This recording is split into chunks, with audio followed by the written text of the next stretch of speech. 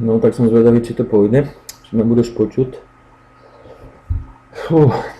Dobre, takže mám tu zapnutý Photoshop, mám tu zapnutý Lightroom 5. Tu mám otvorený vlastne ten tvoj obrázok. Klik. Ono je to individuálne vlastne, každý by chcel urobiť úplne niečo iné na tej fotke. Takže ja ti ukážem vlastne nejaký taký postup, ktorý robím ja vždy.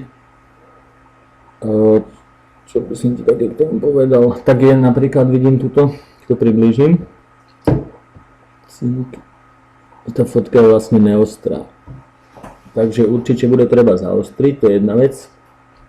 Druhá vec je, tuto, jak vidíš tie tiene, a tuto je vlastne svetlo, tak je to presne naopak. Ono by vlastne to svetlo by malo byť presne tu, aby sa leskli oči, aby boli vlastne vidieť oči dobre. A tiene bývajú väčšinou vždy takto po boku. Tak ak je to tu, len tu už mala byť biela potom vlastne. Takže toto si budeme musieť pomeniť.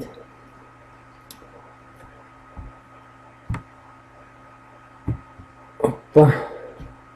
Potom ďalšia vec, keď sa na to tak pozerám, túto lampu dáme do faka, tá tam zavadza, túto budovu dáme do faka, tak aby tam zostali vlastne tieto stromy.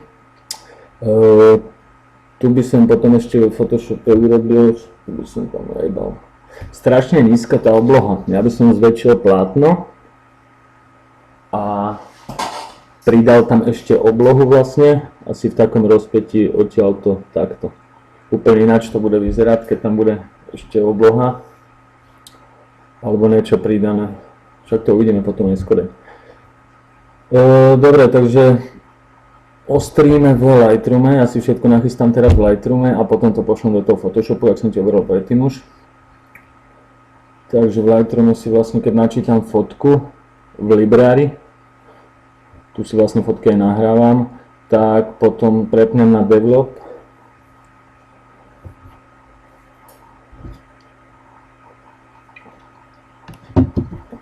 Tak, teraz môžem vlastne začať upravovať.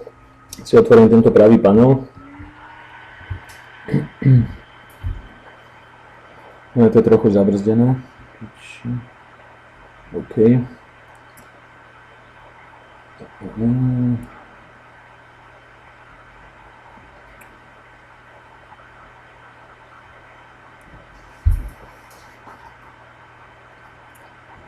Dobre, v strane máme tu Sharpening.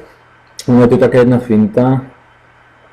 A to vlastne najprv si nastavíme teda silu, keďže chceme vlastne, v podstate sa jedná, dáme tomu o portrét, tak si dáme väčšie ostrenie, niekde asi sem.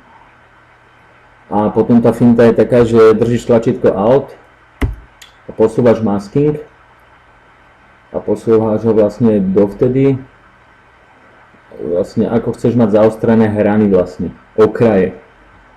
To znamená, keď sa jedná o portrét, tak si to dáme úplne takto.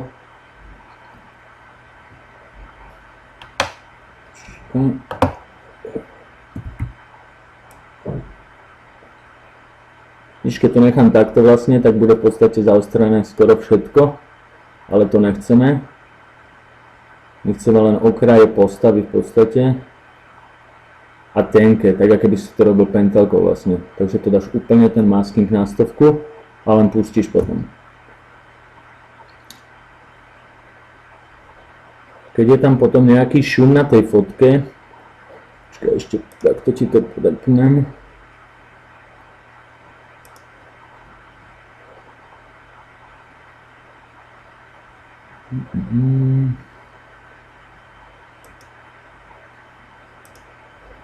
OK, takže takto, keď je tam nejaký šum na tej fotke, to si priblížim, počkaj, to je moc. OK, takto, ešte ti ukážem v rýchlosti to ostrenie, takže ten masking, keď dám dole, vidíš to, ešte raz, takto to vyzeralo na začiatku, s ostrým. Ale vidíš, tam sú tam strašne také, je to také bodkované proste, mrzuté, ak sa povie, tak použijem tú masku, znova natisnem Alt na 100, pustím.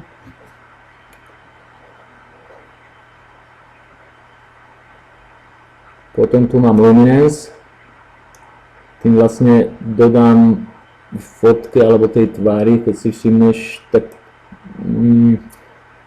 nebudú tam proste ostré hrany, nič, ono zjemne, celá tá pokožka aj tvár. Vidíš ten rozdiel? Tak toto je na 0 a keď pridám. Takže to si u portrétov nechávaš vždy na 0, lebo to robím manuálne vo Photoshope, potom to ti ukážem, ak sa retušuje. Dobre, odstránime Photoshop, takisto koncové farby a doladenie všetkého, to si nechám zase v Lightroome úplne nakoniec. Takže teraz, keď to máme zostrené, už len kliknem pravým Edit In. Tuto mám Adobe Photoshop 6.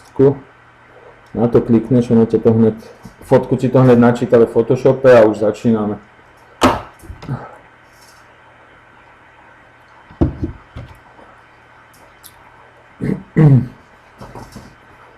Dobre.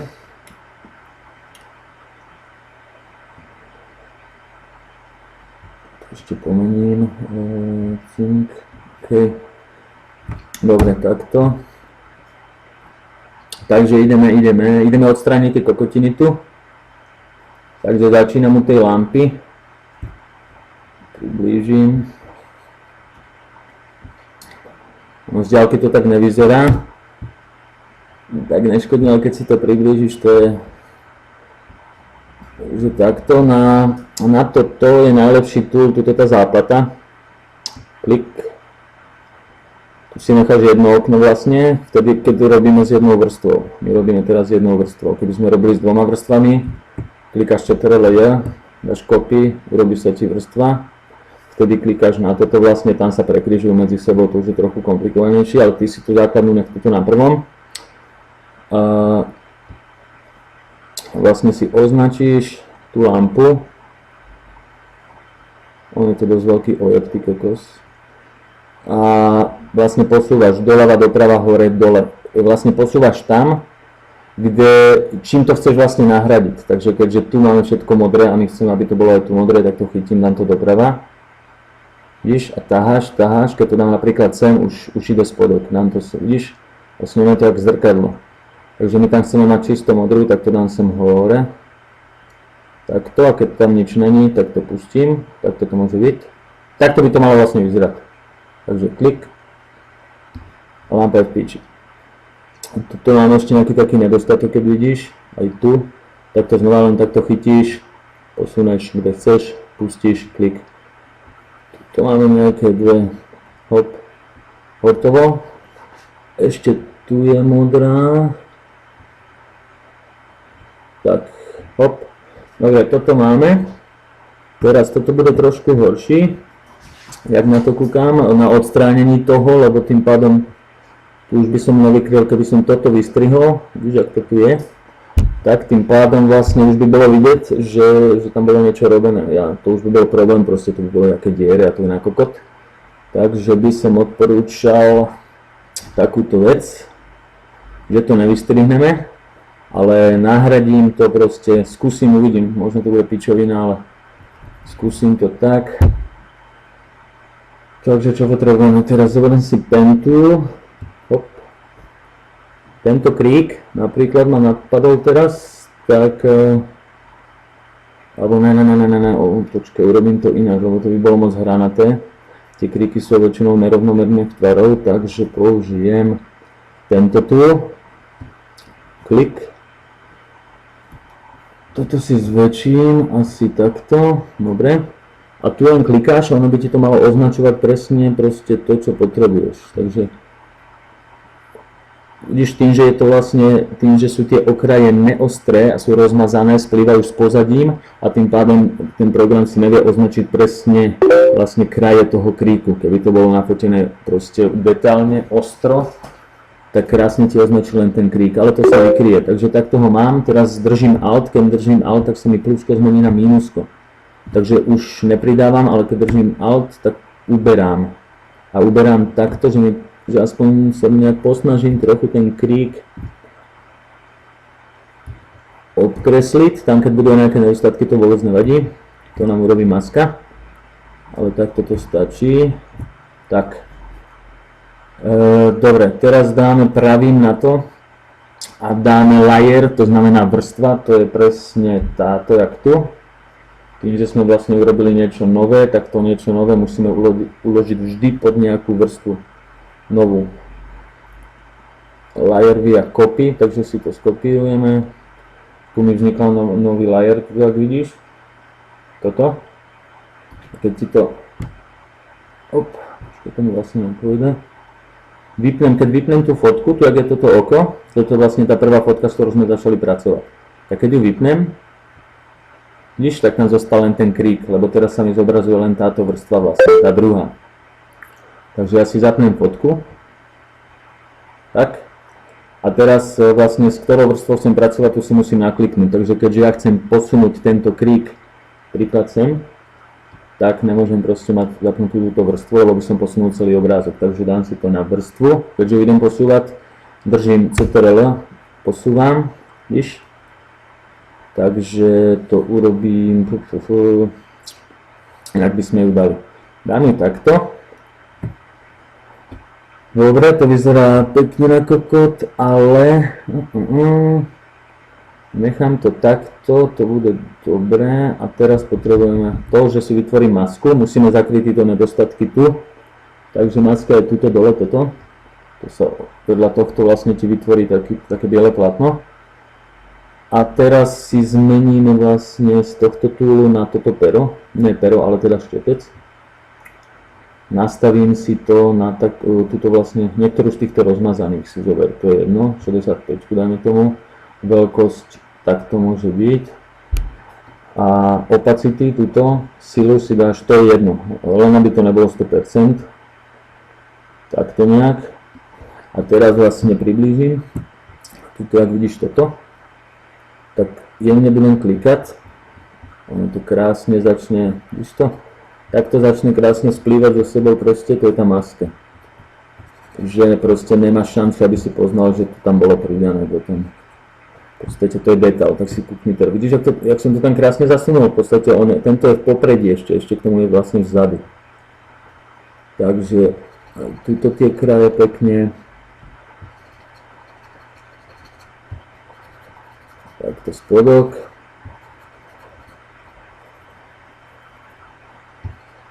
Tak. Toto máme. A ešte tu vidíš, toto dole vlastne modré presvítá tuto, takže bych to posunul. Takže teraz si z tej masky už musíme prepnúť znova na ten krík. A dáme Edit, Free Transform. Vlastne, aby som mohol s tým otáčať, alebo to zväčšovať, zmenšovať. A tuto si dám tú pavučinu. A tým pádom si vlastne robím s tým, čo chcem. Takže ja potrebujem zakryť toto, takže chytím asi takto a posúvam to takto dole. Takto takto dohora, nech to nafúknem aj trochu. Toto môže ísť takto. Takto. Toto už by mohlo byť v pohode, ešte tuto sú, kurva. Prepínam na masku, potrebujem zakryť nedostatky, štepec mám, čierna, 59 stačí a tuto zmenšíme. Toto, vidíš to? Tak. To je ono, tuto. Dobre, takže teraz klik. No a povedz mi teraz proste, keby si o tom ani nevedel, tak o tom asi ani nevieš. Takže z dálky je to proste, nemá šancu, aby si to rozpoznal. Dobre, takže toto máme. Vidíš, už je to úplne ináč to vyzerá teraz vlastne. Ja keď sa pozrieš, jak to vyzeralo tu. Dobre, dáme preč ešte toto tu. Takže znova si to približím. Teraz môžem povedať, že toto by sme si eventuálne už mohli, alebo ma napadla ešte jedna vec, to ti ukážem, to je na tom, to máš viac možností proste, a čo ťa napadne, to je na tebe. Takže mňa napadlo teraz, ukážem ti takú halus, teraz